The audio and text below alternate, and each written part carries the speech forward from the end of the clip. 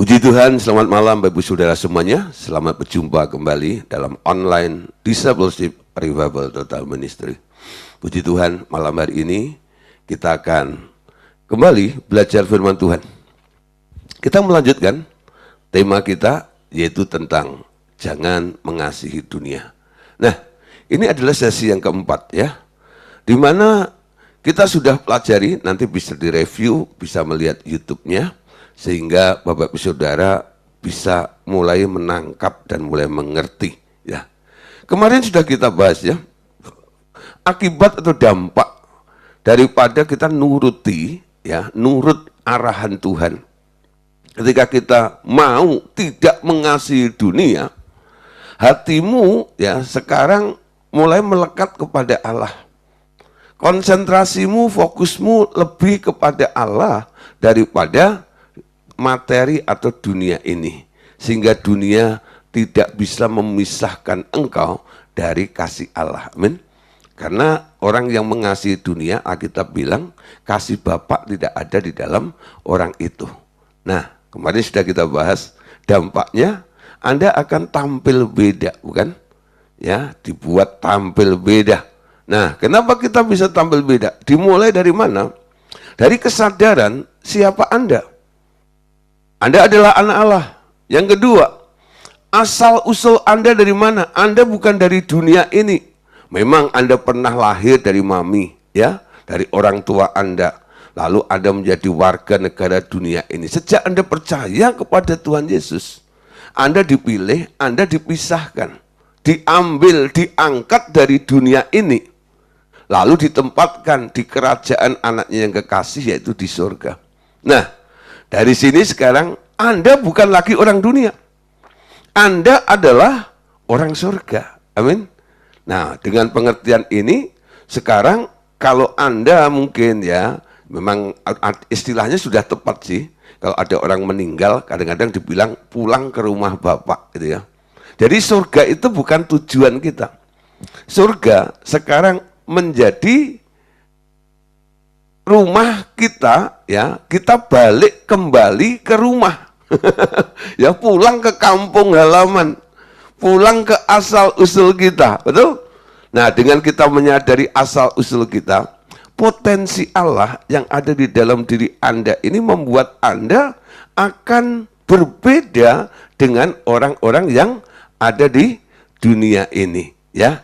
Nah, Bapak Saudara, penebusan Tuhan Yesus mengangkat derajat kita, ya, sampai akhirnya walaupun kita tidak langsung diangkat ke surga, fisik kita masih ada di muka bumi.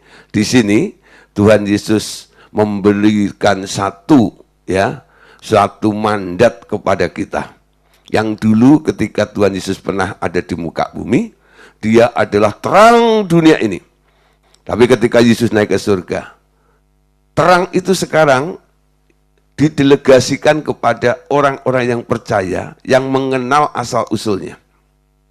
Anda adalah terang dunia sekarang, ya. Terang dunia. Tujuan terang adalah mengusir kegelapan, melenyapkan kegelapan. Kegelapan tidak bisa menguasainya. Nah, di sini bicara statusmu sebagai terang ini bicara tentang hal pengaruh dan dipengaruhi. Anda mempengaruhi atau dipengaruhi. Ya, terang tidak terpengaruh oleh kegelapan. Terang selalu menang dengan kegelapan, betul? Terang mengalahkan kegelapan. Terang mempengaruhi kegelapan, tidak dipengaruhi oleh kegelapan. Hidupmu berdampak, hidupmu membawa pengaruh. Ya. Nah, kalau Anda mulai mengasihi dunia lagi, dunia akan menerkam Anda. Dunia akan menguasai Anda, lalu Anda akan dipengaruhi oleh dunia dan Anda akan menjadi manusia duniawi lagi. Ya. Nah, Bu Saudara, kita diberi ya, kekuatan oleh Allah. Ayat terakhir kemarin katakan begini. 1 Yohanes 5 ayat 4 sampai 5. Sebab semua yang lahir dari Allah mengalahkan dunia. Dan inilah kemenangan yang mengalahkan dunia, iman kita. Siapakah yang mengalahkan dunia? Selain daripada dia yang percaya bahwa Yesus adalah anak Allah. Amin.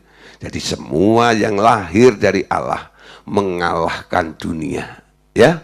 Dan inilah kemenangannya karena Anda punya iman di dalam Yesus Kristus Tuhan kita. Karena Anda tak terkalahkan, Anda bisa memenangkan, ya, mengalahkan dunia ini.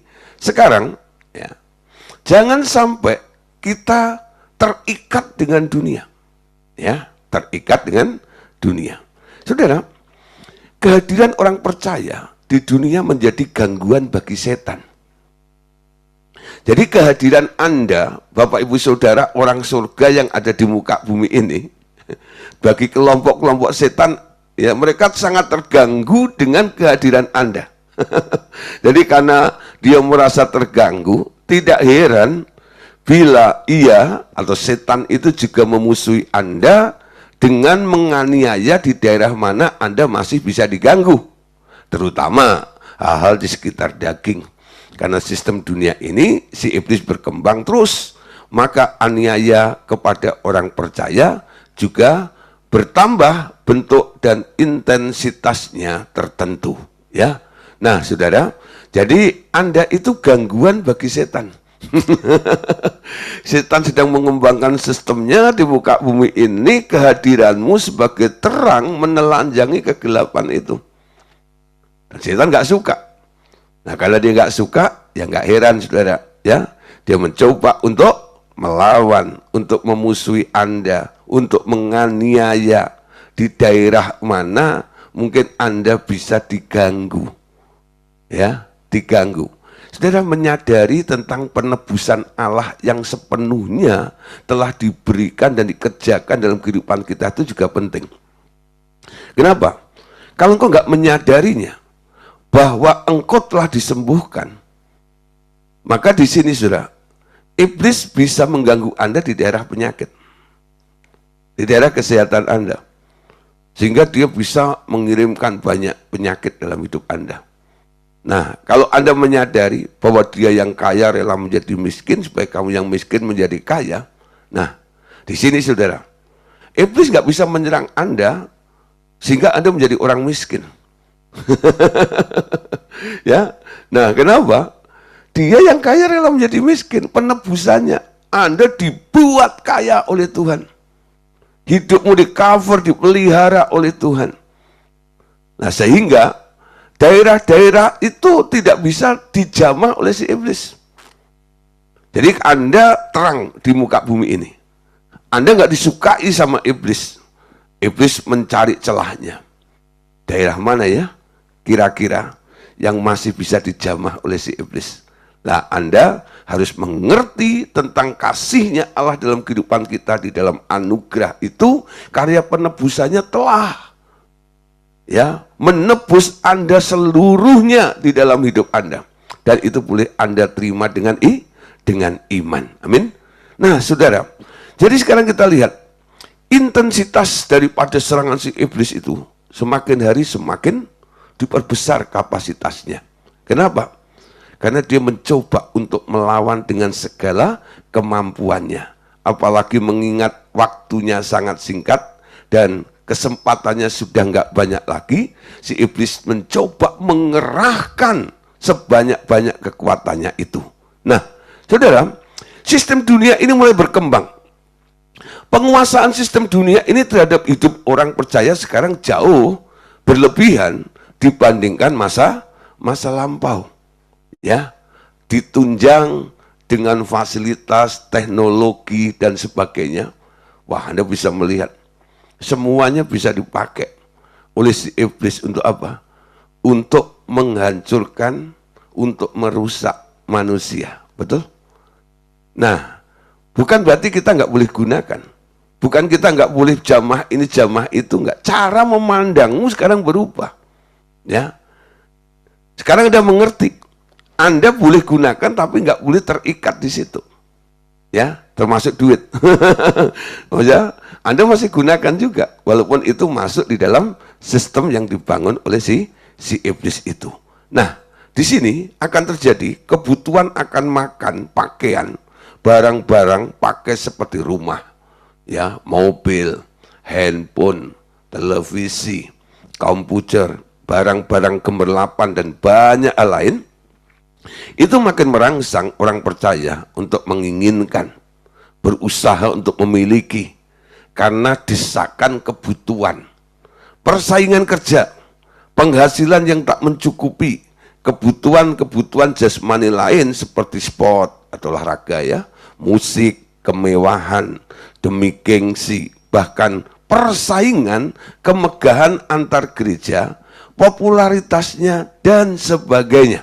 Ya, nah, saudara, ini hal-hal yang bisa ya dipakai oleh si iblis ya, kalau Anda nggak waspada. Walaupun ini mungkin sebuah kebutuhan juga. Nah, persoalan yang kita hadapi bukanlah soal berdosa atau tidak di sini, tapi sekarang lebih kepada keduniawian atau tidak. Yang perlu diperhatikan sekarang, jerat setan kepada orang percaya itu sangat halus, betul? Dan membuat kita makin kekurangan waktu untuk mendengarkan dia. Di sini kita diperingatkan untuk menjaga diri dari membebani diri dengan pesta pora, kemabukan, dan kekhawatiran, hingga kita lupa bersekutu dengan dia. Nah, saudara, banyak orang karena mengejar semua hal yang tadi sudah kita bahas tadi, mereka akhirnya menomor kesekiankan Tuhan. Tuhan itu kalau ada waktu, ya, kalau ada waktu, ada orang diundang ikut kelas pemuridan seperti ini, ya Pak, kalau ada waktu ya, kalau nggak sibuk, kalau nggak repot, itu menandakan apa? Prioritasnya di mana? Ya, nah kerinduannya harus ada lebih. Itu menunjukkan bahwa Anda tidak sedang terikat dengan semuanya itu. Mungkin Anda harus melakukan sebuah tanggung jawab karena Anda bekerja di sebuah instansi atau perusahaan. Lalu karena banyaknya pekerjaan itu, mungkin waktu Anda terkuras habis ada di situ. Tapi walaupun mungkin Anda nggak punya waktu, kerinduanmu tentang Tuhan itu harus tetap menyala, harus tetap berkobar, harus tetap ada. Ya. Nah, dari kerinduanmu Tuhan akan buka jalan nantinya. Kalau pekerjaan di tempat Anda bekerja itu menyita waktumu sehingga engkau nggak bisa bersekutu dengan Tuhan, akhirnya Tuhan bilang apa? Ciao, pergi dari tempat itu. Kenapa? Kamu sudah terjebak di situ. Kamu sudah terjerat ada di situ. Sehingga kamu nggak bisa apa-apa. Ya? Bukan nggak boleh kerja. Silahkan bekerja. Tapi kalau pekerjaan itu sudah membuat Anda nggak bisa bergerak, nggak bisa melakukan apa-apa untuk Tuhan. Nah, jadi pekerjaan itu sudah menyita sehingga Anda menjadi budak ada di situ. Betul? Padahal Tuhan sudah memerdekakan Anda. Sekarang segala sesuatu ada tergantung pilihan Anda. Kalau Anda nggak bisa memilih lagi, artinya Anda sedang terkuasai. Anda sedang dikuasai. Anda sedang dijajah oleh dunia dan segala sistemnya. Ya. Nah, Alkitab mengingatkan dalam Lukas pasal 21 ayat 34 sampai 36. Jagalah dirimu. Ayat ini dimulai dengan peringatan. Jagalah dirimu, supaya hatimu jangan syarat oleh pesta pora dan kemabukan serta kepentingan-kepentingan duniawi, dan supaya hati Tuhan jangan dengan tiba-tiba jatuh ke atas dirimu seperti suatu jerat. Sebab ia akan menimpa semua penduduk bumi ini, ya. Berjaga-jagalah senantiasa sambil berdoa, ya, supaya kamu, dikatakan di sini apa? Ya, kamu beroleh kekuatan untuk luput. Nah, untuk luput dari semua yang akan terjadi itu. Dan supaya kamu tahan berdiri di hadapan anak manusia. Ya, anak manusia. Nah, Bapak Saudara, jadi ini diingatkan kepada kita semuanya, supaya kita tidak syarat hati kita ini dengan semua yang ada di dalam dunia ini. Ya, nah, syarat dengan dunia ini, ya, saudara, apa sih maksud daripada syarat di dunia ini? Ada terjemahan lain ya. Kalau saya nggak tampilkan di sini, tapi saya mencoba untuk membacakannya buat Anda, ya. Dari terjemahan bahasa Indonesia masa kini dikatakan gini: jagalah dirimu, jangan sampai kalian terlalu sibuk. Ya. Terlalu sibuk, ya. Nah, terlalu sibuk. Nah, jadi jangan sampai kamu terlalu sibuk. Nah, atau jangan kamu menghabiskan waktu. Terlalu sibuk menghabiskan waktu untuk dunia ini. Nah, syarat dengan dunia ini. Nah, saudara, sekarang kita bisa mulai ya, memberikan sebuah prioritas itu. Kalau Anda mulai sibuk, ya, kapan manusia mulai sibuk? Ketika kutuk, betul? Ketika Adam dapat ultimatum dari Tuhan setelah makan buah pengetahuan baik dan jahat itu, Tuhan bilang, karena engkau mendengarkan perkataan istrimu, maka terkutuklah tanah. Dengan perutmu, dengan peluhmu, ya, peluhmu, engkau akan mencari rezekimu. Berpeluh, berkeringat, berusaha. Mulai saat itu manusia itu mulai menuangkan waktunya untuk sibuk dengan bumi itu, untuk mengolah. Dia mulai menciptakan teknologi, sistem ini dan itu, bagaimana bisa menghasilkan, ya, sesuatu. Wah, ya, menjadi seorang pengusaha. Jangan sibuk. Amin. Tuhan suka dengan para pengusaha. Tuhan suka dengan para pebisnis. Betul ya? Tuhan mengasihi orang-orang yang bekerja. Tapi Tuhan memperingatkan, kalau jadi pembisnis, jadi pengusaha, jadi orang kerja, jangan terlalu sibuk. Betul? Nah, Lukas 17 ayat 30 sampai 33. Demikianlah halnya kelak pada hari di mana anak manusia menyatakan dirinya, barang siapa pada hari itu sedang di peranginan di atas rumah dan barang-barangnya ada di dalam rumah, janganlah ia turun untuk mengambilnya. Dan demikian juga orang yang sedang di ladang, jangan ia kembali. Ayat 32. Ingatlah akan istri Lot, barang siapa berusaha memelihara nyawanya, ia akan kehilangan nyawanya, dan barang siapa kehilangan nyawanya, ia akan menyelamatkannya. Nah, saudara, menjelang hari Tuhan yang semakin mendekat ini, hatimu jangan terikat dengan barang-barang di dunia ini. Ya, kalau sampai Tuhan datang, Anda sedang ada di peranginan itu, jangan Anda turun dulu ke gudang atau coba cari brankas Anda, sertifikat dan sebagainya.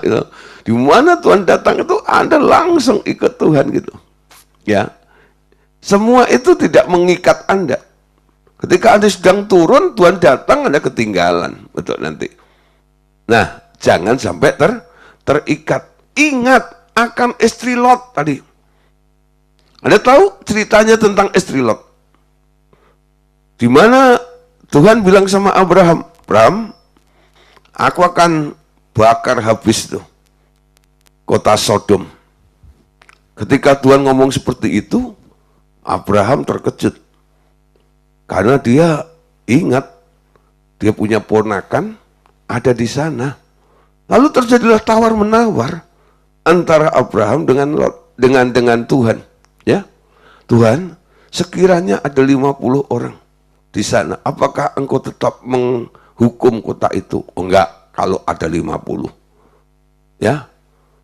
Sampai akhirnya saudara, 10 aja enggak ada.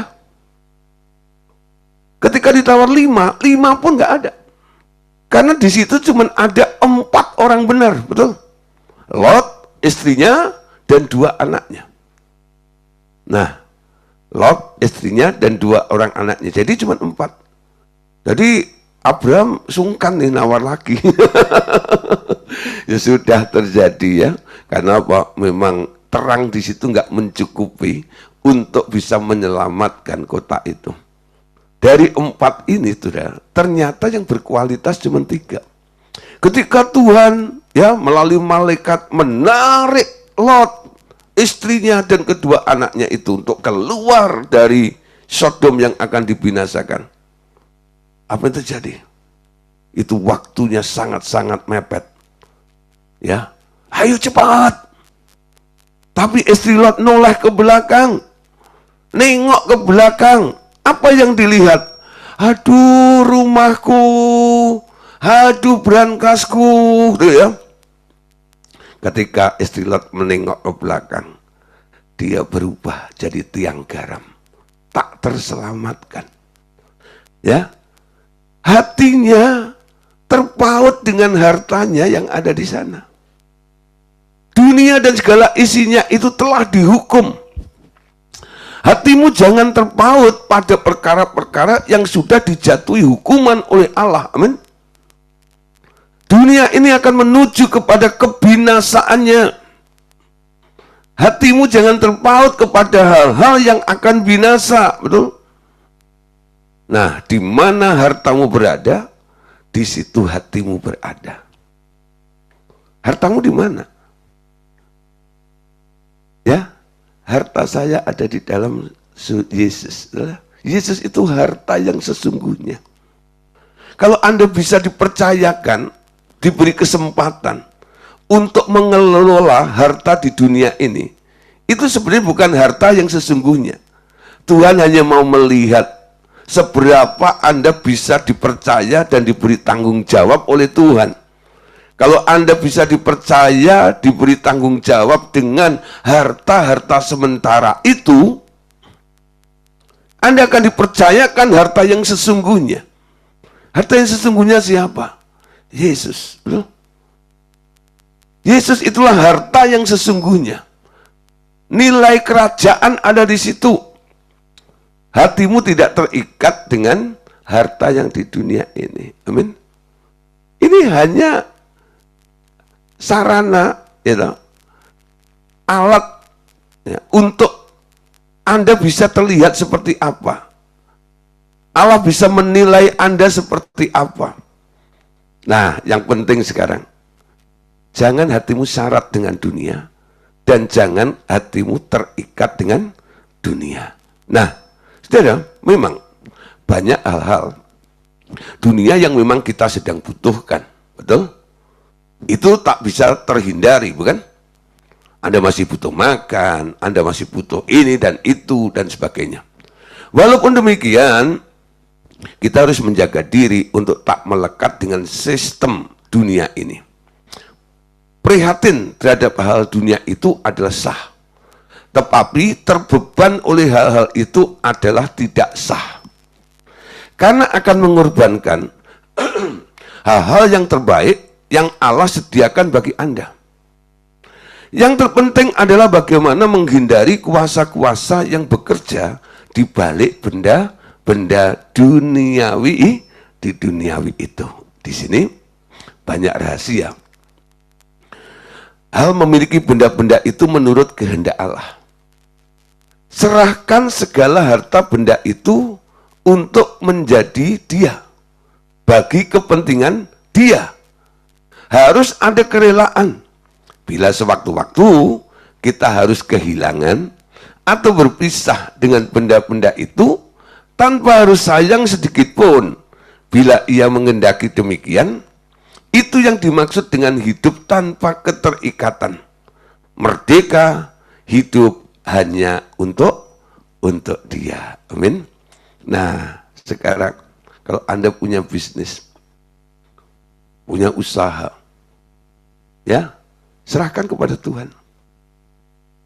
Ini adalah untuk Tuhan. Amin.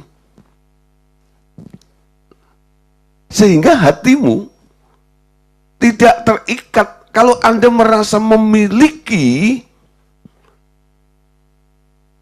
ya, pengertian memiliki ini membuat Anda jadi sayang, lalu Anda mencintainya, lalu terikat nantinya.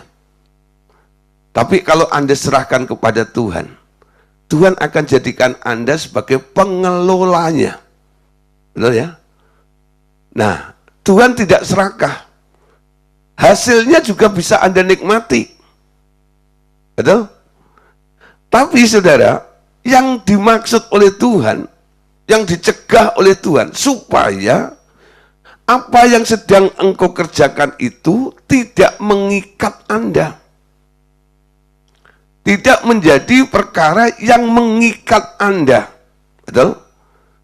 Anda bisa berwira swasta, Anda bisa berusaha, Anda bisa bekerja, tapi hatimu tetap ada di Tuhan. Itu yang Tuhan mau.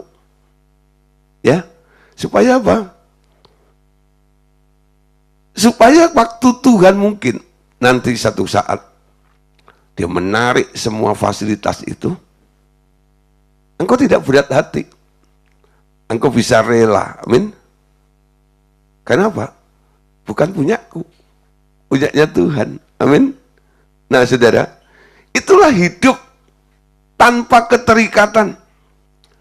Hidup merdeka. Hidup hanya untuk Dia. Amin. Kalau ku hidup bagimu. Wah, lagunya sih bagus. Hatiku tetap menyembahmu. Dunia tak bisa menjauhkanku dari kasihmu. Semua itu nggak bisa memisahkan Anda dari kasih Tuhan tuh. Nah, saudara, jangan sampai ya perkara-perkara yang dipercayakan oleh Tuhan dalam diri Anda malah menjadi satu hal yang membuat Anda terpisah jauh dari Tuhan. Amin. Nah, saudara, hidup di dunia itu berat, betul? Memang. Apa? Daya tarik dunia ini kadang-kadang membuat Anda harus mengerjakan ini, mengerjakan itu, ditambah kutuk yang sedang bekerja di dunia ini. Kadang-kadang kita capek ya, hidup di dunia ini ya. Nah, saudara, sebagai sesama warga asing yang ada di muka bumi ya, kita berjalan di muka bumi ini sebagai musafir. Ketika kita lelah, kita saling menopang satu dengan yang lainnya, saling menguatkan satu dengan yang lainnya. Nah, saudara, kita boleh saling menyegarkan. Apa artinya? Bahwa kita saling membasuh kaki satu dengan yang lain. Tuhan mengajarkan kepada kita masalah bagaimana hidup di dalam dunia ini. Ini sebuah prinsip penting untuk dapat bertahan bersama-sama hidup di dalam sistemnya si iblis. Tuhan Yesus juga menegur tuan rumah yang menjamunya karena tidak menyediakan air pembasuh kaki baginya. Nah, saudara, kita lihat ya, dalam Yohanes pasal 13, ayat 14 sampai ayat 17. Ayatnya cukup banyak. Jadi jikalau aku membasuh kakimu, aku yang adalah Tuhan dan gurumu, maka kamu pun wajib saling membasuh kakimu. Sebab aku telah memberikan suatu teladan kepada kamu, supaya kamu juga berbuat demikian. Ya, baik kamu juga berbuat sama seperti aku telah kuperbuat kepadamu.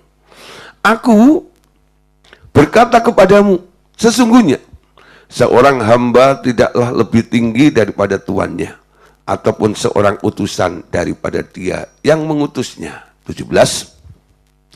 Jikalau kamu tahu semuanya ini, maka berbahagialah kamu jika kamu melakukannya. Ya, saudara, satu kali Tuhan Yesus kumpulin murid-muridnya. Duduk semuanya depan situ. Berjajar nih 12 murid ya. Dari Petrus sampai Yudas. Lalu Yesus bawa baskom, ya, isi air, lalu bawa handuk, ya, datengin murid-muridnya yang sedang duduk itu, lalu jongkok di depan murid-muridnya itu, dia basuh kaki murid itu satu-satu. Ketika sampai kepada Petrus, Petrus itu merasa nggak layak dibasuh oleh gurunya. Guru, jangan! Itu kotor kakiku. Tadi injak kotoran tuh. Ya. Ya. Lalu Tuhan bilang gini, kalau kamu tidak dibasuh, ya, kamu tidak dapat bagian hidup kekal itu. Ketika mendengar penjelasan seperti itu, Petrus bilang gini, kalau gitu jangan basuh aku, jangan basuh, cuman basuh kakiku dong. Ya. Siram seluruhnya. Dari ujung kepala sampai telapak kaki. Lalu Tuhan bilang ini, itu namanya bukan basuh. Itu namanya diguyur mandi. You know. Dibasuh, you know, minta dimandiin. You know. Nah, kamu sudah mandi, betul nggak? Kamu sebelum datang kumpul tadi udah mandi nggak? Sudah. Nah, tapi ada yang masih kotor. Bukan badanmu, tapi kakimu. Ketika kamu berjalan tadi dari rumah sampai ke tempat ini, ya, kamu menginjak bumi yang penuh dengan debu, sehingga kakimu kotor. Makanya kamu perlu dibasuh. Yang dibasuh apa? Kakinya. Ya. Jadi Yesus nggak mandiin murid-muridnya. Tapi dia cukup membasuh kakinya. Karena apa? Yang kotor bagian kaki. Perlu dibasuh kakinya itu. Nah, saudara. Kenapa Yesus membasuh kakinya? Murid-murid ini. Saudara, ada pengertian begini. Kalau Anda itu habis jogging dan sebagainya, atau jalan-jalan begitu, lalu kaki Anda kotor gitu ya. Walaupun nggak nginjak lumpur, tapi karena nempel debu-debu gitu, rasanya kakimu tuh berat gitu ya. Nah, itu juga sampai mempengaruhi ya, perasaan Anda biasanya. Kok rasanya nggak enak gitu ya. Lalu Anda buru-buru ke kamar mandi, lalu Anda siram kaki Anda gosok gitu ya, bersih gitu ya. Ketika Anda gosok segala macam, bersih, siram air, jadi seger, Anda jadi rasa enteng gitu ya. Jadi rasa enteng gitu. Kenapa? Itu debu-debu yang nempel itu hilang gitu kan. Nah, siraman air itu juga membuat segar, sehingga bebannya hilang seperti itu. Enteng. Ya. Hidup di dunia ini, saudara, banyak debu-debu berterbangan, yaitu sistemnya si iblis itu. Yang membuat Anda jadi berat. Ya. Menjadi berat hidup di dunia ini. Ya, supaya Anda enteng gimana? Kakimu perlu dibasuh. Nah, Yesus meneladaninya. Dia basuh dulu kaki-kaki murid itu. Setelah itu, Yesus berkata begini, ya. Sebab aku telah memberikan satu teladan. Ini contoh, ya. Supaya kamu juga berbuat sama seperti yang telah kuperbuat kepadamu. Jadi Yesus kasih contoh tentang hal membasuh kaki. Mereka yang sudah telah dibasuh kakinya oleh Yesus ini, hendaklah kamu sekarang saling membasuh kaki. Karena kamu masih jalan di dunia ini yang dipenuhi dengan sistem dunia itu. Itu seperti debu-debu yang nempel, yang perlu dibasuh setiap kali. Amin. Nah, lalu ayat 17 yang tadi dikatakan, jikalau kamu tahu semuanya ini, maka Berbahagialah kamu jika kamu melakukannya.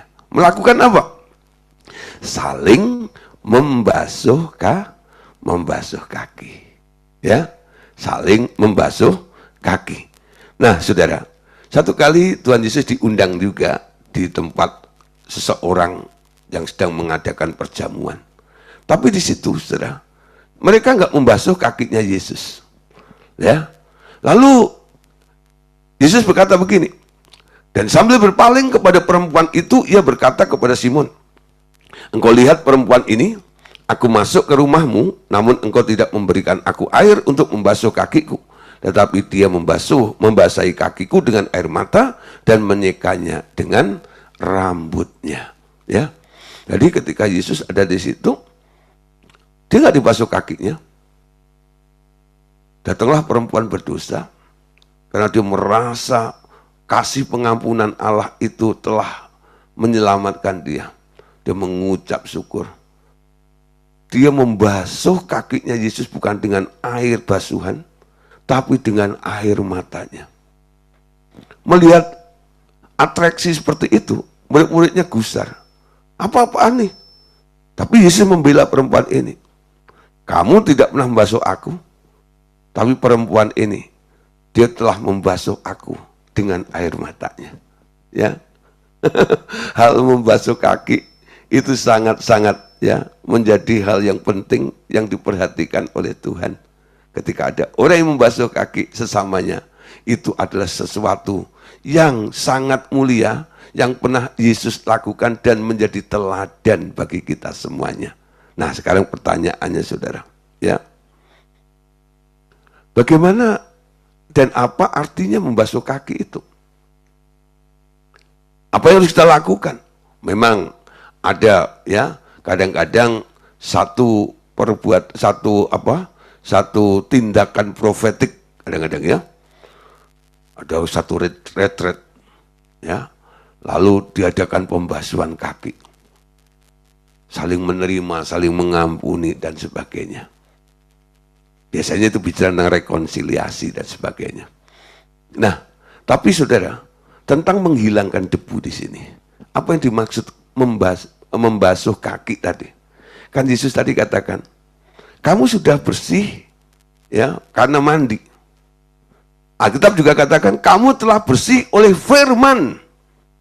Orang yang mendengar firman itu sedang mandi. Seperti Bapak Ibu Saudara malam hari ini, ketika mendengar ya pelajaran seperti ini, sebenarnya Anda sedang dimandiin. Karena apa? Setiap apa yang keluar dari mulut saya adalah firman. Air yang memandikan Bapak Ibu Saudara semuanya. Jadi saya sedang memandikan Bapak Ibu Saudara dengan air hidup, yaitu firman itu. Nah, perbedaan mandi dan mencuci kaki memang pakai air juga. Ya, apa artinya mencuci kaki? Mencuci kaki itu sharing.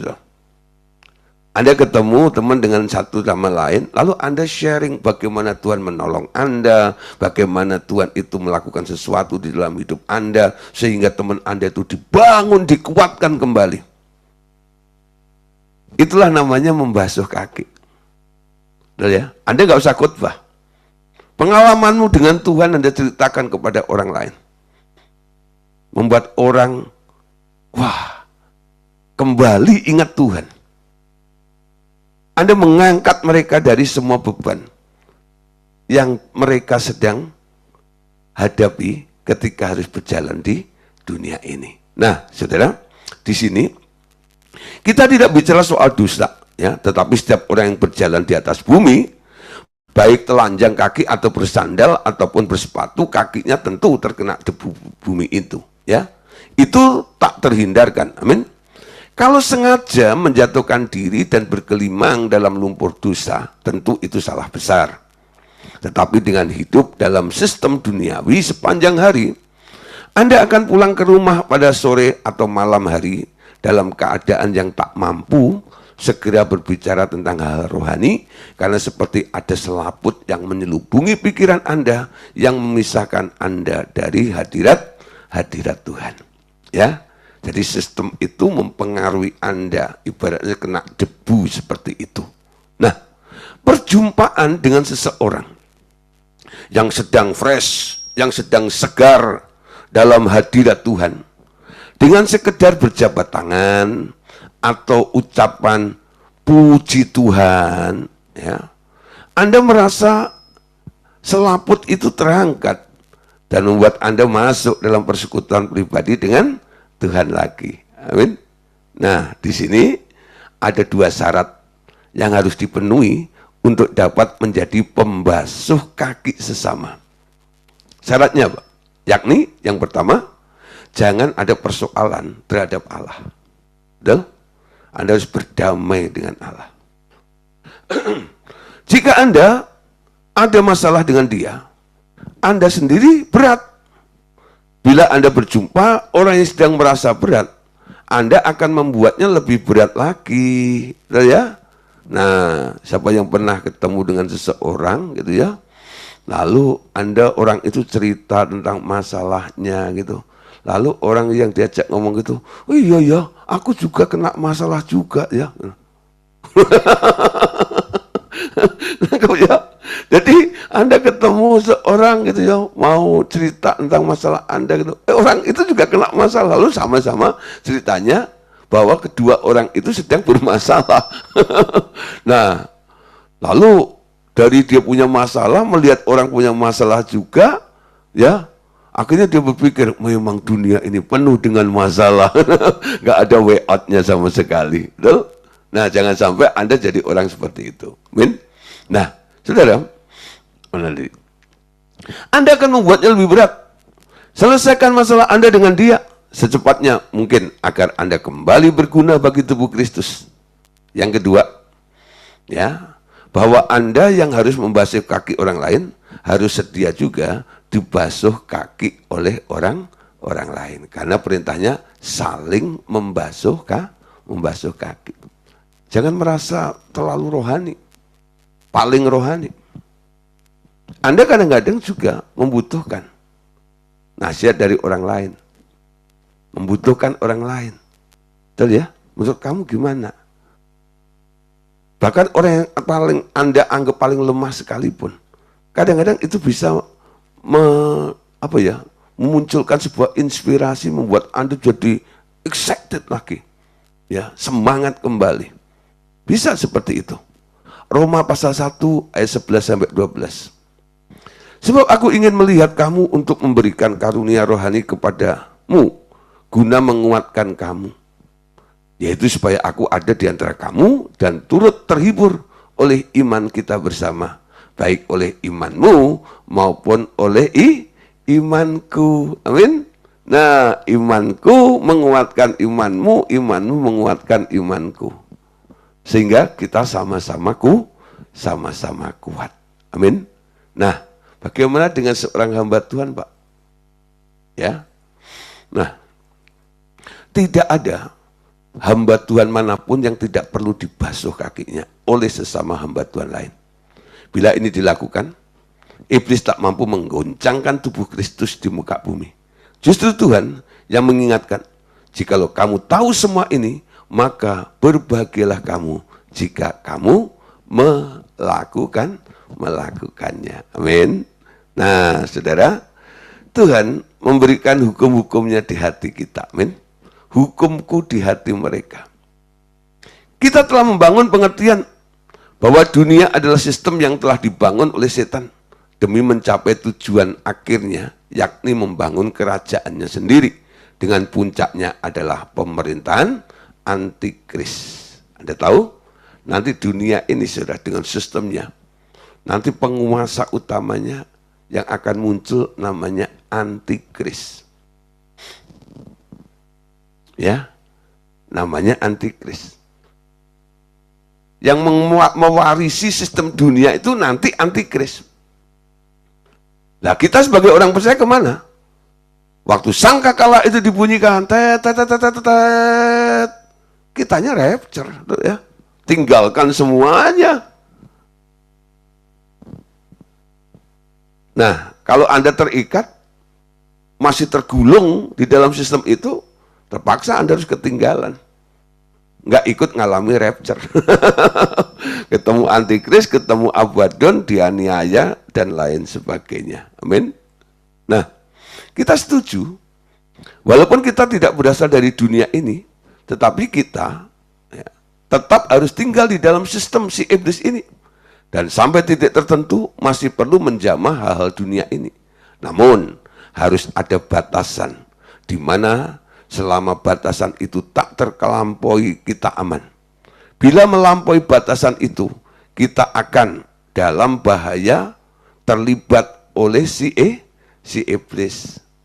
Jangan terlalu, ya. 1 Korintus 5, 9-10. Perhatikan ayat ini, ya, 9-11. Dalam suratku telah kutuliskan kepadamu supaya kamu jangan bergaul dengan orang-orang cabul. Yang aku maksudkan bukanlah dengan semua orang cabul pada umumnya dari dunia ini, atau dengan semua orang kikir dan penipu, atau dengan semua penyembah berhala. Karena jika demikian kamu harus meninggalkan dunia ini. Tetapi yang kutuliskan kepada kamu ialah supaya kamu jangan bergaul dengan orang-orang yang sekalipun menyebut dirinya saudara, ya seiman, adalah orang cabul, kikir, penyembah berhala, pemfitnah, pemabuk, atau penipu. Dengan orang-orang demikian, janganlah kamu sekali-kali makan bersama-sama. Nah, saudara, kita perlu menjadi garam, menjadi terang. Kita nggak alergi bila ketemu dengan orang-orang yang masih bobrok seperti itu. Ya, tapi yang lebih membahayakan adalah ketika Anda ketemu dengan orang yang mungkin kelihatannya dibilang saudara tadi itu ya. Levelnya mungkin kelihatan rohani, tapi ya memiliki roh-roh yang ya seperti itu tadi itu. Itu lebih membahayakan. Paulus katakan, kalau kamu ketemu yang model begitu, jangan duduk makan bersama dengan dia. Kenapa, saudara? Kalau Anda udah makan, ngobrol, kita dipengaruhi, dapat informasi, sampai akhirnya Anda mulai yang awalnya cinta Tuhan, mulai cinta dunia ini. Ya, nah saudara, contoh begini, saudara. Ya, tadi itu tidak bicara tentang dosa, ya. Sistem yang sedang dibangun oleh si iblis. Contohnya, pemakaian obat. Bagi orang-orang tertentu dengan sakit tertentu, obat menjadi pilihan satu-satunya. Tujuannya agar nyawanya terselamatkan. Tapi seringkali sesudah itu ada ketagihan obat atau keterikatan terus-menerus dengan obat itu, ya. Nah, jadi dia tergantung dengan obat itu.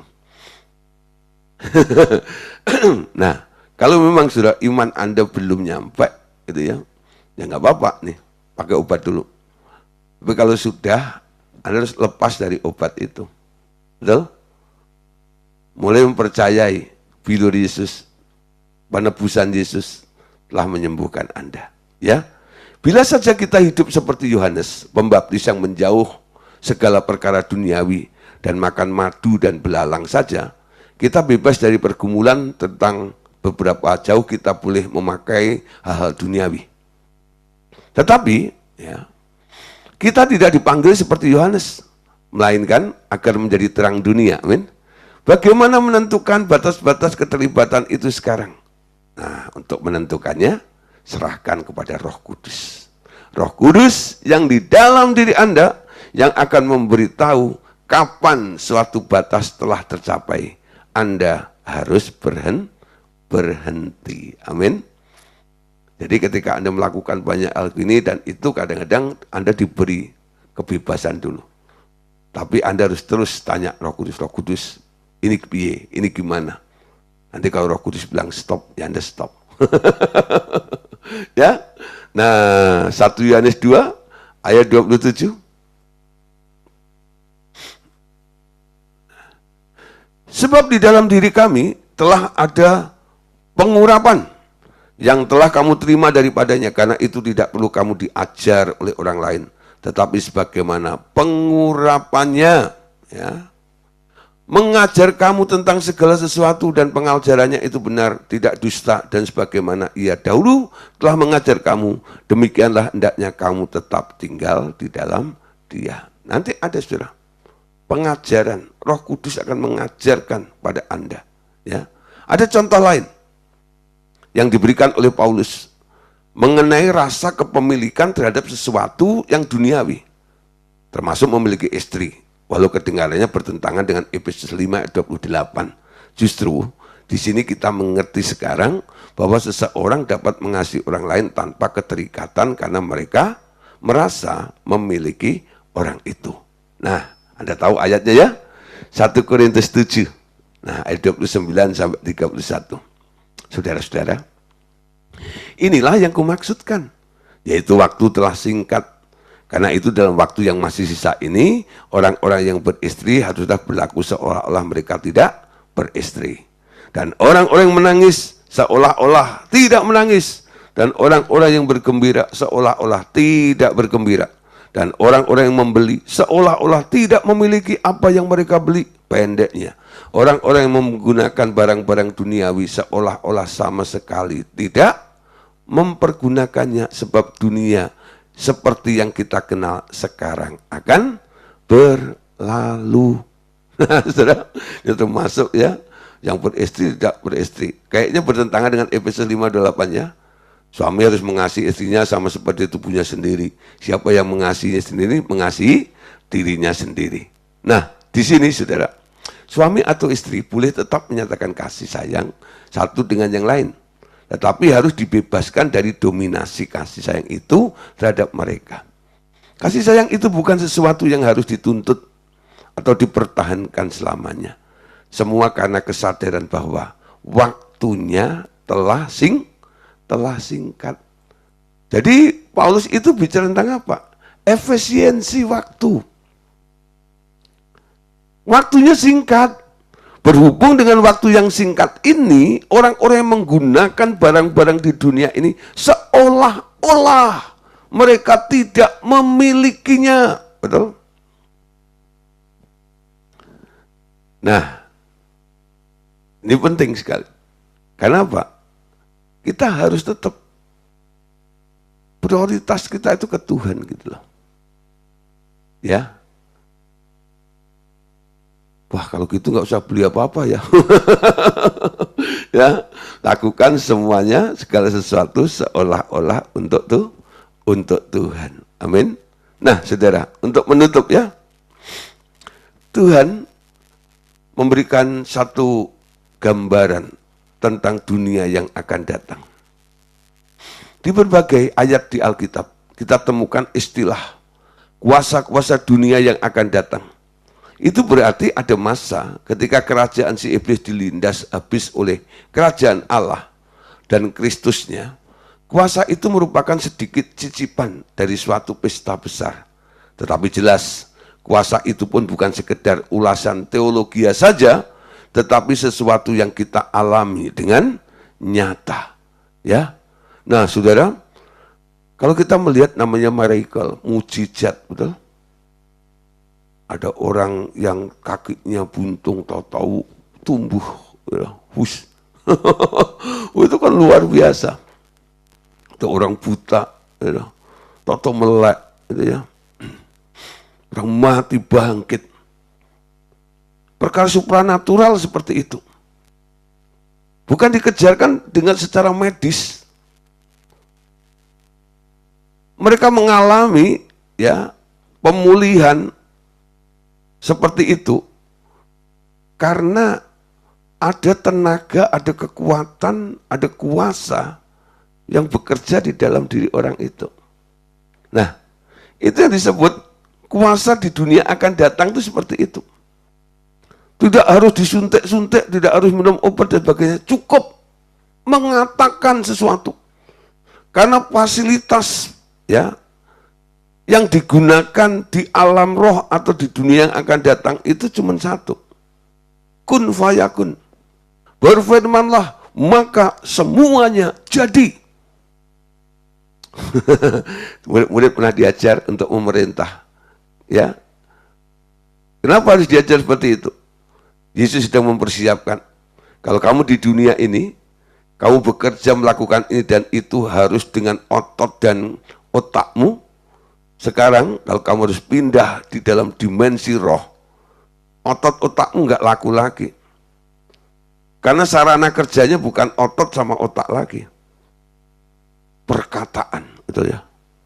Perkataan itu model. Langit, bumi, dan segala isinya. Itu hanya karena Allah berfirman, betul? Semuanya bisa berubah. Semua bisa terjadi. Karena firman itu. Itu yang ada di supranatural atau dunia yang akan datang nanti. Ibrani 6, ayat 4-6. Sebab mereka yang pernah diterangi hatinya, yang pernah mengecap karunia surgawi, dan yang pernah mendapatkan bagian dalam Roh Kudus, dan yang mengecap firman yang baik dari Allah, dan karunia-karunia dunia yang akan datang. Namun, yang murtad lagi tidak mungkin dibaharui sekali lagi sedemikian. Hingga mereka bertobat, sebab mereka menyalibkan lagi anak Allah bagi diri mereka, dan menghinanya di muka umum.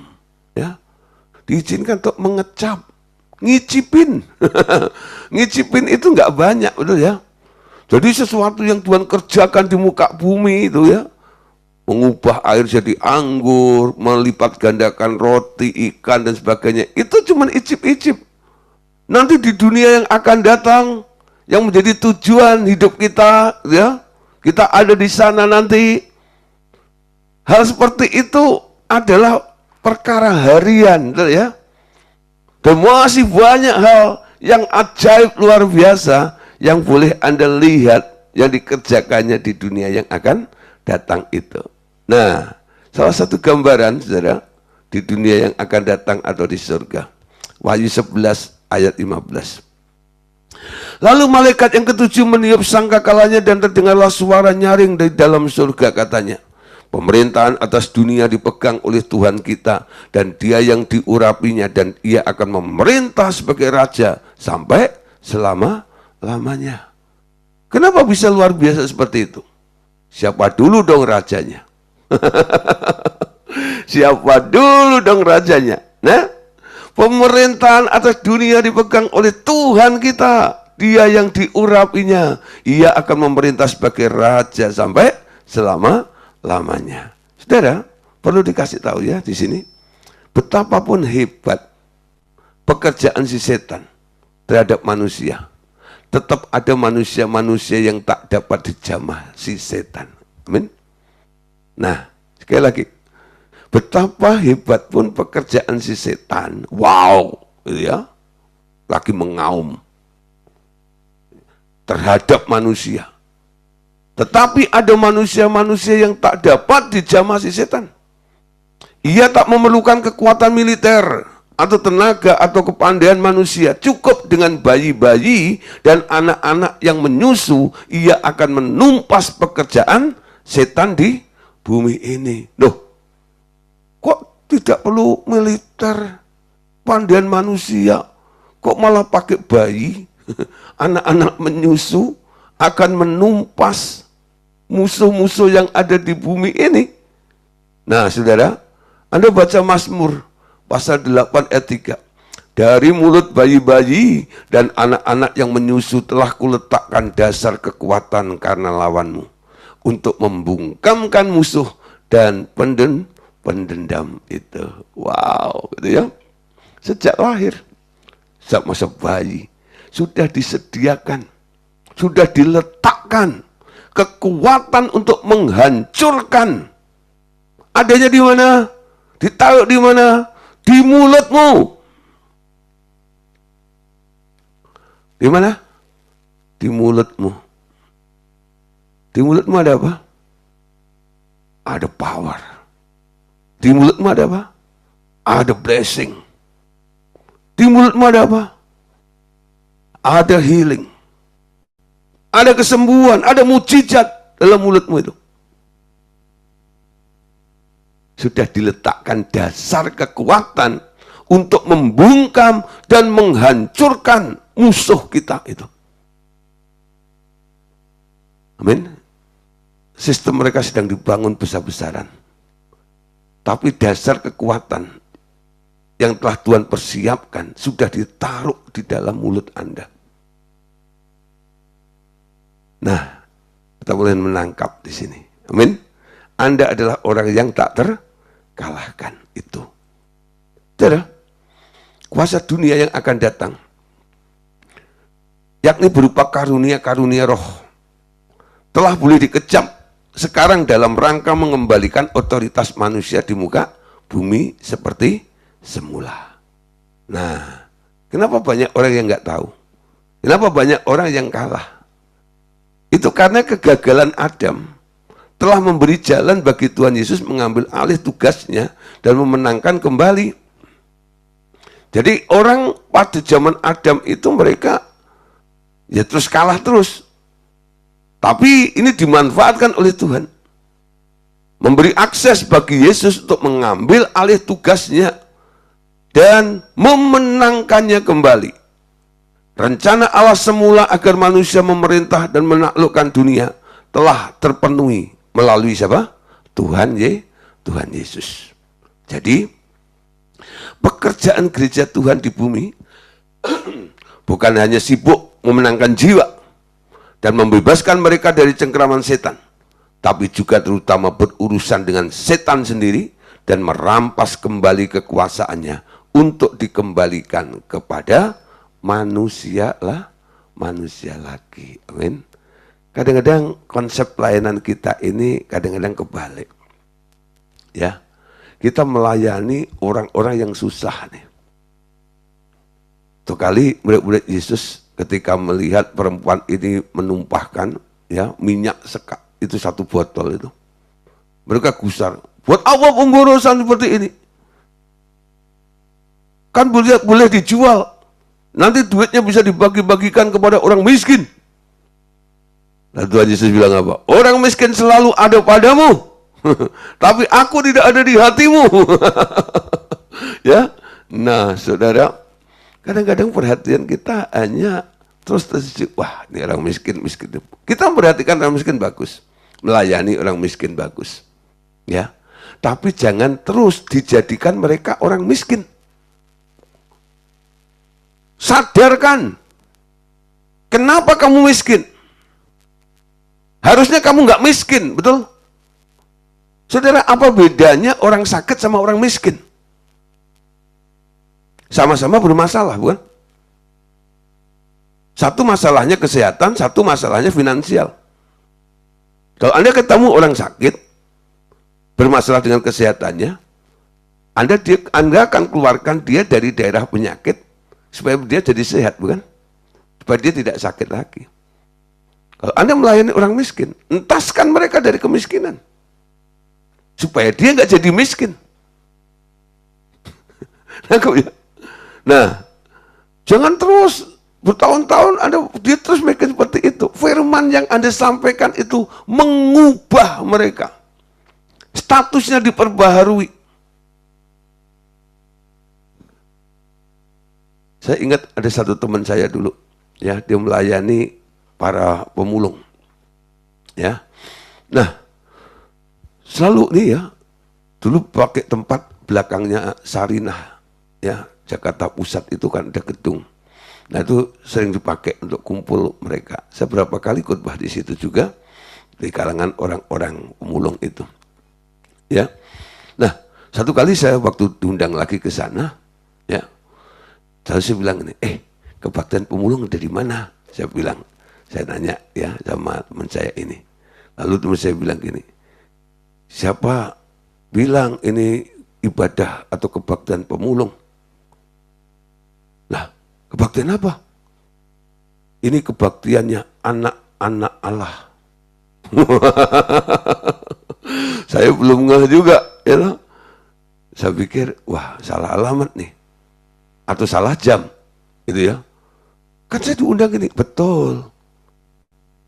Nggak salah, tempatnya, jamnya juga tepat. Tapi katanya ibadah di anak-anak pemulung. Bukan, dia bukan pemulung. Dia anak Allah. Saya baru ngeh, oh iya. Kenapa saya memandang dia terus jadi pemulung? Cara memandang saya berubah. Dia adalah anak Allah, amin. Ya? Nah, cara memandang Anda akan mengubah orang itu. Cara memandang Anda akan mengubah apa yang Anda lakukan terhadap orang itu, betul nggak? Anda nggak akan melihat, oh kasihan ya, kamu miskin ya, kamu begini, enggak. Anda melihat di balik keterbatasan kekurangan mereka itu ada potensi, ya, benih ilahi, naturnya Allah itu ada di dalam diri orang itu. Tinggal dibuka, dikembangkan, dia akan menerobos, betul ya? Sehingga nggak miskin lagi. Kesadarannya dibangun dulu. Kalau dia terus ngomong, Pak, saya miskin, saya kurang ini, kurang itu, dan sebagainya. Saya bilang, siapa bilang kamu miskin? Omong kosong. Kamu anaknya Allah. Apa yang Bapak punya, kamu punya. Miliki jiwa yang kaya. Kalau jiwamu kaya, dompetmu juga penuh. Kalau jiwamu miskin, walaupun duitnya banyak, kemana-mana tetap minta bantuan. Kenapa? Jiwanya miskin. Amin. Nah, saudara, mulai belajar ya di sini. Bebaskan mereka, ya. Oke. Kuasa dunia yang akan datang itu yakni berupa karunia-karunia roh. Telah boleh dikecap sekarang dalam rangka mengembalikan otoritas manusia di muka bumi seperti semula. Amin. Kegagalan Adam telah memberi jalan bagi Tuhan Yesus mengambil alih tugasnya dan memenangkannya kembali. Rencana Allah semula agar manusia memerintah dan menaklukkan dunia telah terpenuhi melalui Tuhan Yesus. Amin. Ini kabar baiknya. Jadi, pekerjaan gereja Tuhan di bumi bukan hanya sibuk memenangkan jiwa dan membebaskan mereka dari cengkeraman setan, tapi juga terutama berurusan dengan setan sendiri dan merampas kembali kekuasaannya untuk dikembalikan kepada manusia lagi. Nah, sekarang kita tutup dengan komentar Allah Bapa begini. Ini komentar dari Bapak Surgawi tentang kuasa itu. Kuasa dunia akan datang itu adalah sedikit demonstrasi dari kuasa yang akan beroperasi penuh ketika kerajaan dunia ini telah ditaklukkan di bawah kaki anakku. Dan ia menyerahkan seluruh otoritas kerajaannya kepada anakku. Kuasa itu akan kubagikan di antara semua anak-anakku, termasuk Bapak, Ibu, Saudara. Amin. Aku akan memerintah, tetapi melalui anakku. Juga tetapi aku akan mengatur semua anak-anakku pada tempat masing-masing dengan kuasa-kuasa penuh yang kubagikan untuk mengatur seluruh kerajaanku yang penuh kemuliaan. Tak akan ada korupsi lagi dan semua teratur tertib. Pekerjaan banyak sekali dan juga akan ada tugas mengajar semua makhluk-makhluk dengan hikmatku. Kuasa dunia akan datang itu didasarkan kepada kasih. Semua karunia roh harus didasarkan kepada kasih. Kalau tidak, itu sama dengan kuasa yang dilakukan oleh setan. Semua untuk memuaskan keserakahannya sendiri saja. Kuasa itu akan mengembalikan manusia kepada kasih kepadaku saja. Ingat, aku adalah Allah yang cemburu, yang ingin memonopoli seluruh kasih anak-anakku hanya bagiku saja. Tetapi itu hanya alasan saja agar aku dapat mengimpartasikan seluruh kuasaku kepada mereka. Aku pernah ucapkan ketika membahas tentang kemurnian, bukan? Semua kepentingan diri sendiri harus dilenyapkan sama sekali. Keadaan ini akan membuat seluruh energi dapat dipusatkan bersama untuk pekerjaan-pekerjaan besar yang penuh kemuliaan dalam dunia yang akan datang. Nah, banyak hal besar yang telah kurancanakan di masa yang akan datang, yang akan kuberitahukan kepadamu, namun belum dapat kamu mengerti sekarang. Dengan terus bertumbuh di dalam kasihku, engkau kelak akan dapat memahami semuanya itu. Amin. Nah, Bapak Saudara, akhirnya setelah 4 sesi, kasih, jangan mengasihi dunia, tapi mengasihi Allah. sudah tamat, sudah selesai. Amin. Oke, puji Tuhan. Tuhan Yesus memberkati kita semuanya. God bless you.